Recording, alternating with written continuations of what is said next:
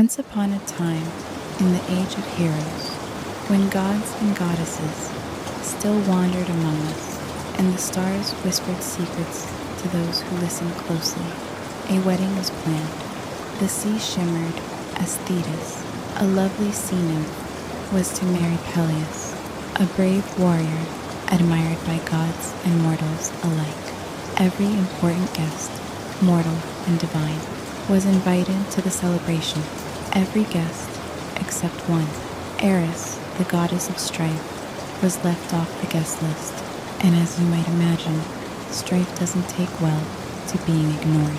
So, as the music played and laughter filled the golden banquet hall, Eris appeared quietly, like a shadow slipping through candlelight.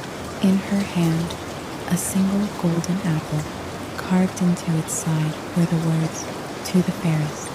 She placed it gently on the table where three radiant goddesses sat: Hera, queen of the gods; Athena, goddess of wisdom; and Aphrodite, goddess of love. A soft murmur turned into a storm. Each goddess claimed the apple was meant for her. Their voices, once beautiful, grew sharp. The argument didn't fade. It echoed for years. Zeus, king of the gods, grew tired of their quarreling. So he asked Paris, a mortal prince of Troy, known for his charm and good looks, to choose which goddess deserved the title of fairest. Paris stood beneath a tree on the quiet slopes of Mount Ida when the three goddesses appeared before him, glowing like dawn. To help him decide, each goddess offered a gift. Hera promised power. Athena offered wisdom. But Aphrodite, she smiled sweetly and offered something else, the love of the most beautiful woman in the world. Paris accepted Aphrodite's offer, and with that choice, destiny shifted. The most beautiful woman in the world was Helen, queen of Sparta.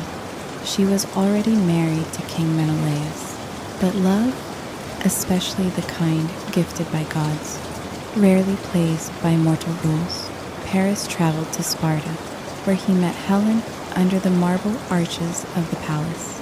As music played and wine was poured, eyes met across the banquet table, and history began to stir. That night, under the velvet sky, Helen left with Paris. Together they sailed across the sea toward Troy.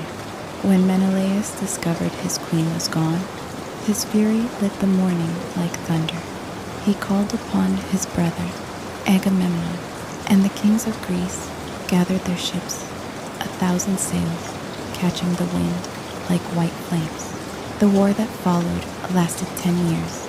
A city besieged, heroes rose and fell, all for the return of a queen, whose face, they said, launched 1,000 ships. But tonight, that war is distant. The thunder is only rain on your window. And Helen, she's just a story, drifting softly through time, carried by the sound of the sea. So rest easy. The gods are quiet now, and the firelight flickers low.